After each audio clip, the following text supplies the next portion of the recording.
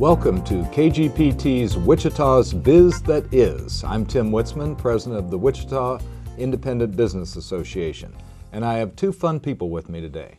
I have Diana McLeod and Chris Brubaker, and they together have Amour Photography.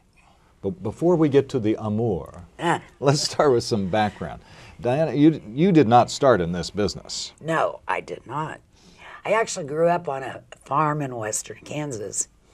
And it's kind of an amazing story because I went to WSU, but I worked my way through college. And that first job I had, which was during the extent of my college, was for the Wichita JCs. And they were about 425 strong in membership.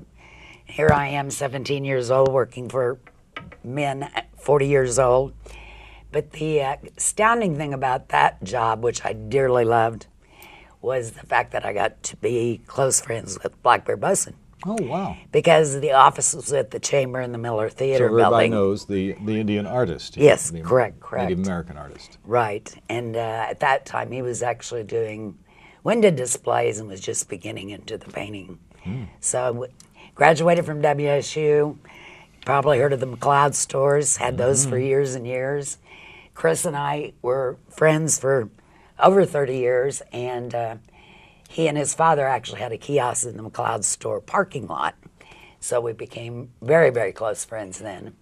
And I've always had a camera in my hand. My parents bought me on my 5th birthday my first camera, so it just kind of was a natural fit. Wow. I did not know all of that. No. Well, I've always said I like to hire farm girls.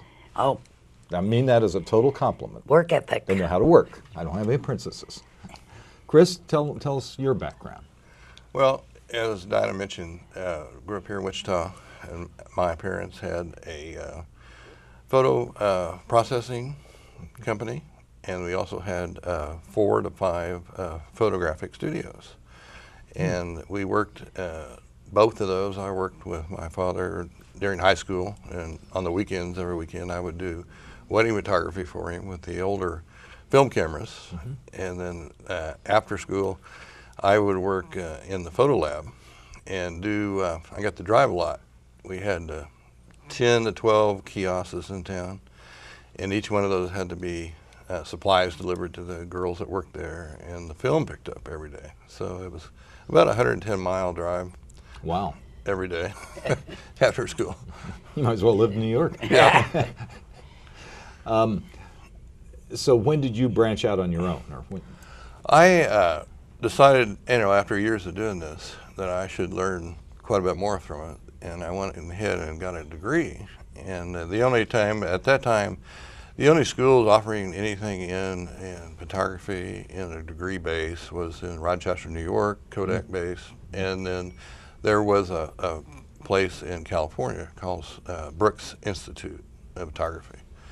And I was kind of tired of cold weather, so I decided to go to California.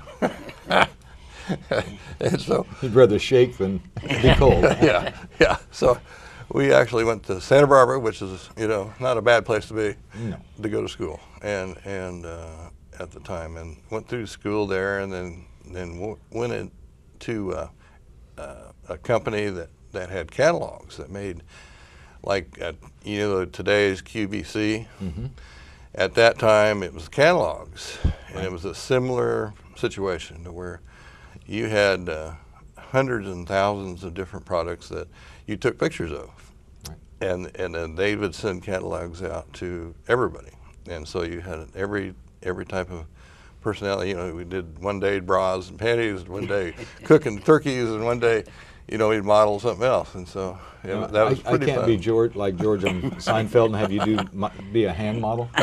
No. No. And then after that, went into working with a larger aerial defense company, and it was called General Dynamics at the time. Yeah. And that was back in the Cold War days, and that company built various weapon systems in the United States, and I was able to get a clearance at the time and do a lot of fascinating, amazing photos of different weapon systems, different But you projects. can't tell us about those things. Well, I'm sure a lot of them are still classified, but got a lot of interesting pictures, prototypes, stuff like that. And then after the Cold War, pretty much all the contracts in the United States were canceled. After the Cold War, the Berlin Wall came down, and kind of like there was a depression in California at that point, because everybody worked for some type of aerial defense system out there. And so I come back to Wichita, my hometown, and worked with my parents until they passed away. And we got together, me and Diana, and started doing something I'd done through high school, wedding photography. Mm-hmm. And there was a big demand here for that at the time, and so we'd spent many years doing wedding photography on the weekends. Very good. Yeah, I remember when that recession or depression hit out in California. Yeah. Because there were tons of aerospace engineers on the market, and they were trying they're trying to retrain them, and Silicon Valley says no, they don't work because they've been in these big organizations, they don't think the way we do. It was very interesting. Yeah. Deal. So you haven't regretted coming back to Wichita? No, it's always nice to come back to hometown where there's actually 4 seasons. And rather than the smog report. Sometimes only 2. True. Yeah. And you get to see the same, more than you get to go out in the neighborhood and see people that you know. As we're in California, you could go your whole lifetime and never see the same person twice. Yep. And that's what I kind of missed, really. Well, that's a good point to take our first break from Wichita's Biz That Is, and we'll be right back in just a minute.